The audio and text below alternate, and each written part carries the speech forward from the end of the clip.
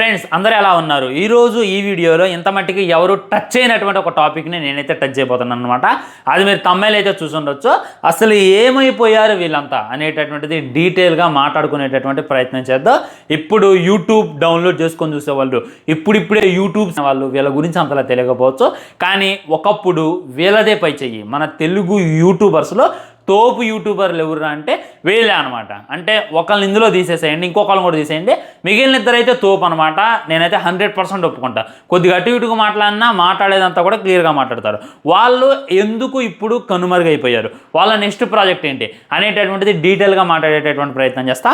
Video అయితే చివరిదాకా చూసేటటువంటి ప్రయత్నం చేయండి. ఈ లిస్టులో ఫస్ట్ ఉండేది విక్రమాదిత్య. విక్రమాదిత్య తెలియనటువంటి యూట్యూబ్ యూజ్ చేసేవాడు ఉండడు 2010, 2012 మధ్యలో. మీకు తెలుసా విక్రమాదిత్య చూసుకున్నట్లయితే వై కట్టప్పకిల్ బాహుబలి అని చెప్పి ఒక వీడియో చేసిండు. అది అప్పట్లోనే 2.2 మిలియన్ వ్యూస్ పొందింది. అది అప్పట్లో గ్రేటెస్ట్ అనమాట. అండ్ అప్పుడు చూసుకున్నట్లయితే ఏలియన్స్ మీద వీడియో చేసిండు. అండ్ అబ్బాయిల గురించి ఒక 10 పచ్చి నిజాలు, అమ్మాయిల గురించి 10 పచ్చి నిజాలు.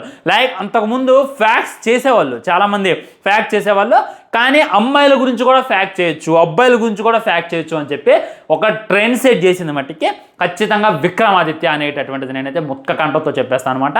తన దగ్గర నుండి ఏ వీడియో వచ్చినా వదలకుండా చూసేవాడిని. అండ్ తన వీడియోస్లో బెస్ట్ ఏంటంటే రామాయణం సిరీస్. అసలు రామాయణ్ ఇప్పుడు ఎప్పుడు వస్తుంది అనేటటువంటిది ఎంతమంది వెయిట్ చేస్తున్నారు నాకు తెలియదు, కానీ విక్రమాదిత్య దగ్గర నుండి రామాయణ్ ఎపిసోడ్ ఎప్పుడు వస్తుందిరా అని చెప్పి వెయిట్ చేసేవాళ్ళు ఎక్కువ.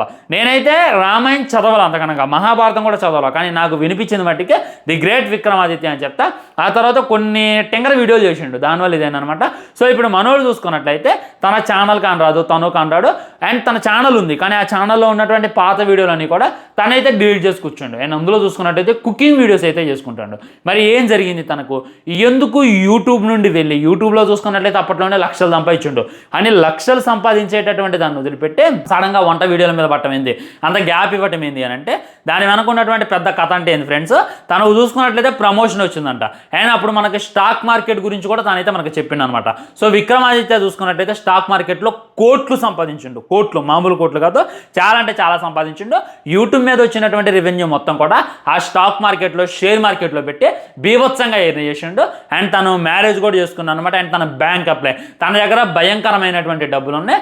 సో తనకి ఇప్పుడు మొత్తం స్క్రిప్ట్ ఎత్తుక్కొని ఈ విధంగా మాట్లాడాల్సిన అవసరం లేదు, ఆల్రెడీ కోట్లు ఉన్నాయి కాబట్టి. మరి కుకింగ్ వీడియోస్ ఎందుకు చేస్తాను అంటే అది తన ప్యాషన్ అనమాట. కుకింగ్ అనేటటువంటిది తనకు చాలా ఇష్టం. తన పాత వీడియోలు చూసేవాళ్ళు చెప్తారు, నేను చైనీస్ వండుతాను, ఇటాలియన్ వండుతా, ఇండియన్ వండుతా, అన్ని రకాల వంటలు వండుతా, తింటాం కూడా నేను అంతే తింటా అని చెప్పి చాలాసార్లు వీడియోలు చెప్పిండు. అందుకే ఆ కుకింగ్ మీద ఉన్నటువంటి ప్యాషన్ తను వదిలిపెట్టలేక కుకింగ్ వీడియోస్ అయితే చేస్తుండే. సో తను వీడియో చేయకపోవడానికి గల కారణం ఏంటి అని అంటే తనకి అవసరం లేదు, తన దగ్గర భయంకరమైనటువంటి డబ్బులు ఉన్నాయి. అందుకే తనకి బాయ్ బాయ్ చెప్పేసిండు. ఇప్పుడు చూసుకున్నట్లయితే టైంపాస్ కోసం కుకింగ్ వీడియో చేసుకుంటుండు అంతే. అండ్ ఆ కుకింగ్ వీడియోస్కి తనకు వచ్చేటటువంటి రెవెన్యూ కన్నా తను పెట్టేటటువంటి పెట్టుబడి ఎక్కువ అంట. ఎందుకంటే తన కుకింగ్ వీడియోస్ అంత వ్యూస్ ఏం రావట్లేదు అనమాట, కానీ తను ఆ కెమెరామెన్, ఎడిటింగ్ అయినా దానికి ఎక్కువ ఖర్చు చేస్తున్నాడు అని చెప్పి బయటకట్టి టాక్ అనమాట. సో బాగా సంపాదించేసిండు మన విక్రమాదిత్య. అందుకే మన యూట్యూబ్లో అయితే కానట్లేదు, అంతేగాని వేరే రీజన్ అయితే ఏం లేదు ఫ్రెండ్స్. అండ్ అరుణ్ సూర్యతేజ, తను చూసుకున్నట్లయితే నా ఫేవరెట్ వీడియో ఇందిరాగాంధీ ఎలా చనిపోయింది. ఆల్మోస్ట్ అప్పట్లోనే అయితే 10 మిలియన్ వ్యూస్ని అయితే కొట్టింది. అది పెద్ద రికార్డ్ అని చెప్పుకోవచ్చు. ఏమి చెప్తాడు ఒక్క పాయింట్తో స్టార్ట్ చేసిందంటే లాస్ట్ దాకా ఆగడనమాట. దూసకి వెళ్ళిపోతాడు ఫ్లూయెంట్గా, ఎంతో ఎక్స్పీరియన్స్ ఉన్నలాగా మాట్లాడుతాడు. మనం అక్కడే ఉండి నేను చూసారా అనేటటువంటి రేంజ్లో మాట్లాడుతాడు మరి అరుణ్ సూర్యతేజ. అండ్ విక్రమాదిత్య, అరుణ్ వీళ్ళిద్దరూ తోపులు అనమాట, లెజెండ్స్ అని చెప్పుకోవచ్చు. అండ్ అరుణ్ చూసుకున్నట్లయితే వీడియోలు పెట్టట్లేదు అంటే పెడతాడు, ఎప్పుడు అమావాస్య పున్నమికి పెడతాడు. మీరందరూ ఏ జూడ్ అంటారులే, కానీ ఏ జూడ్కి మించినోడే ఈ అరుణ్ సూర్యతేజ. అరుణ్ దగ్గర ఉన్నటువంటి నాలెడ్జ్లో ఏజుడ్ దగ్గర పిన్నీస్ అంత కూడా ఉండదు. నేను ఇక ఎవరితో వాదన పెట్టుకోవడానికి సరే రెడీగా ఉంటా. మీరు అంటారు కదా మరి ఎందుకు బ్రో అరుణ్కి అంత ఆదరణ రాలేదు, ఏజుడ్కి ఎందుకు వస్తుంది అని అంటే ఏజుడ్ పెద్ద మ్యానిపులేటర్ అనమాట. ఒక సొల్లు తీసుకొని సాగదీసేటటువంటి ప్రయత్నం చేస్తాడు. కానీ అరుణ్ అన్ని వీడియోలు ఉన్నాయి, కానీ ఎందులో కూడా తను సొల్లు చెప్పడు, ఉన్నటువంటి కంటెంట్ చెప్తాడు. తన వీడియోలు ఏంటంటే ఇంకా వినబుద్ధి అయితే నిజంగా once up an A time they live the ghost అంటారు కదా, నేను దాంట్లో మట్టికే ఖచ్చితంగా అరుణ్కి అయితే పెద్ద ఓటేస్తాను అనమాట. ఏం చెప్తాడు.